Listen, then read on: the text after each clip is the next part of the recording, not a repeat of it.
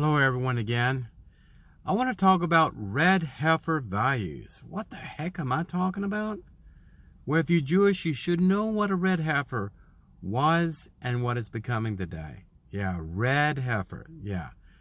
Not just orange or reddish or like my hair, a little bit off here and there. Red heifer, pure breed red heifer. Yes.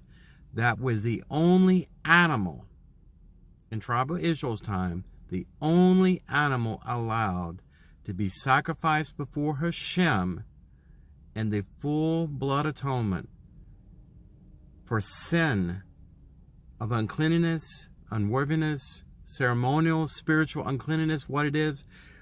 Once a year, our Yom Kippur, that was the red heifer. That's what it was about. It's one of the holiest of all sacrifices that we offered, that the Kohen Gadol offered in tribal Israel during that time.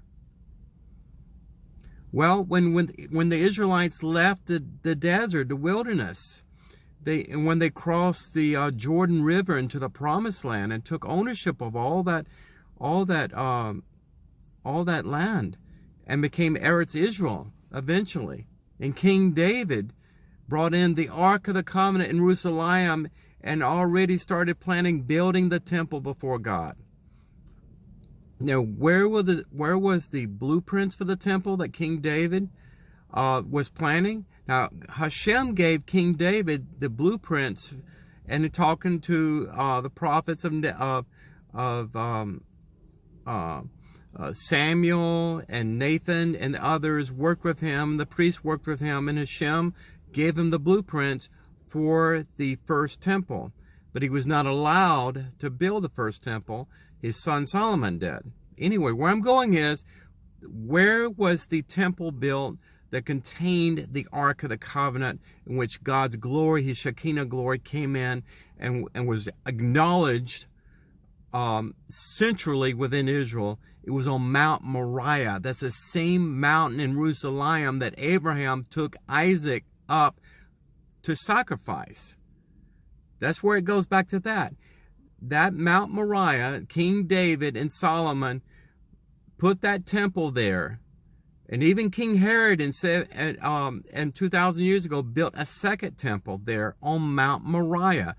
That is the only place in the universe that Hashem has acknowledged since the 12 tribes of Israel became nationalized as the nation of Israel, to be worshipped, to be praised, to be honored, and have burnt offerings for all kinds of multitude of issues, human issues, that God has agreed to atone for us on behalf of these animal sacrifices, grain, meal. We've talked about this. I've talked about this ad nauseum, until we're all blue in the face, right?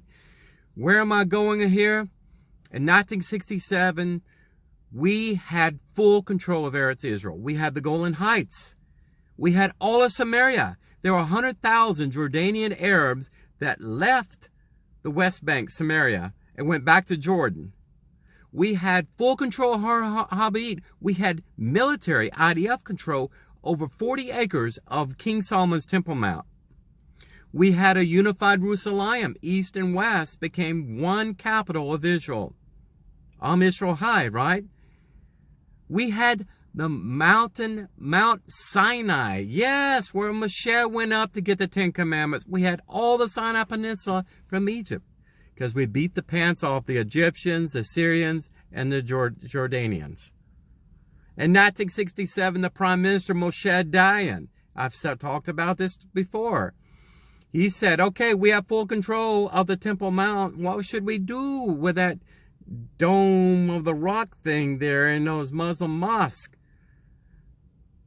Should we build a temple now? That's what everyone in Israel, the Jews, are saying. He asked the head rabbi then, I can't recall his name, what should we do?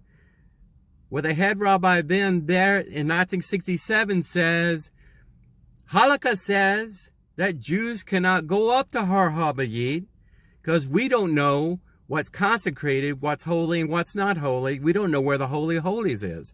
We don't know what to touch and what not to touch. So we're not 100% sure about it. If we build a temple in 1967, God would probably destroy it because we don't have it right. And we're not sure what Ezekiel's blueprints for the spiritual, mystical temple should be anyway. Ezra, read the books of Nehemiah and Ezra, they did not have this confusion. Ezra went to Jerusalem and said, it's a mess. People are intermarried. They're not circumcised. They don't even speak Hebrew. They don't even know they're Jewish. They don't know the Torah. He cleansed the temple site. It was destroyed. Remember, Babylonians? Destroyed. Nehemiah picked up where Ezra left off. And that led to what Judah Maccabee did. And you know what he did. Hanukkah? Yeah, the Hanukkah story? Yes, lighting of the menorah.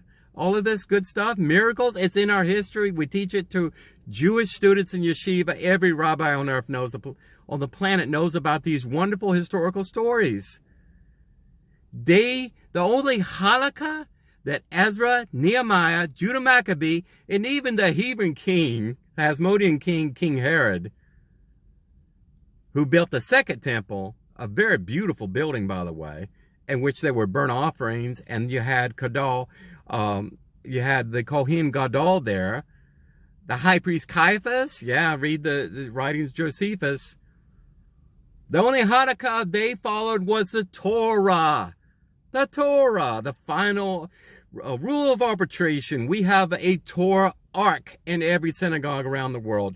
We take the Torah out to the Bima and we read it. We have Cohen and Levi that read the Torah, and then we talk and elaborate more about the Talmud, commentaries in Jerusalem Talmud and Babylonian Talmud and all that. But the sages, the medieval sages, the 1st century, 11th century medieval sages, there were more than a dozen of them. Ramban was the biggest one.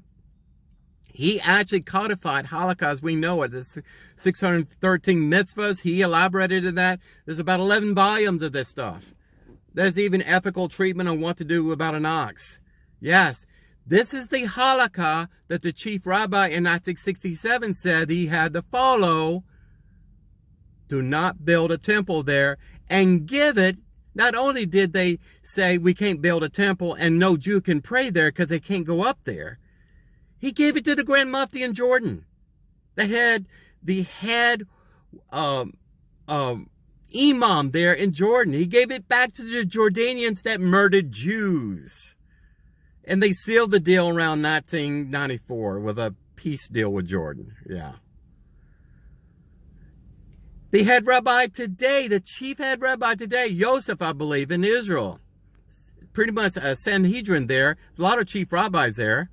They're all in consensus. No Jew on earth should be allowed to pray on Temple Mount on Har HaBayit. But Arab children play soccer across 40 acres. There are 5 mosques, in addition to the Dome of Rock, on Har HaBayit, in which Muslims worship their God, Allah. They have no problem on where to worship or what, or to gather weapons or play soccer. They have no problem with that. They go up and down. In fact, they prohibited Jews on Tisha B'Av, the recent holiday we just had.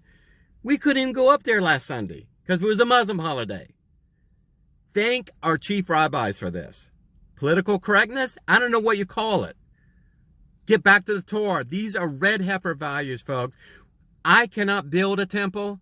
I don't have the ability. I can donate to organizations like the Temple Institute to help get ready to build a temple. I can pray and daven from the Siddur, build the temple.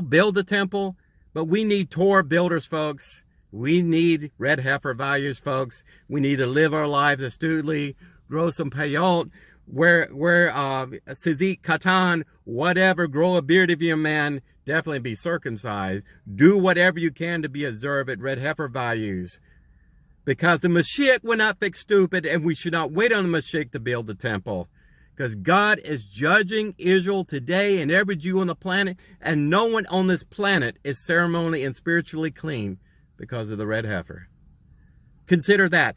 And AIPAC, you've lost my vote. You've lost my donations. You support a terrorist two-state solution in Israel when the Jewish people don't. That's worse than the BDS boycott, which is a curse on every Jew. That's all this Jew has to say about this. And Shalom Aleichem. Peace.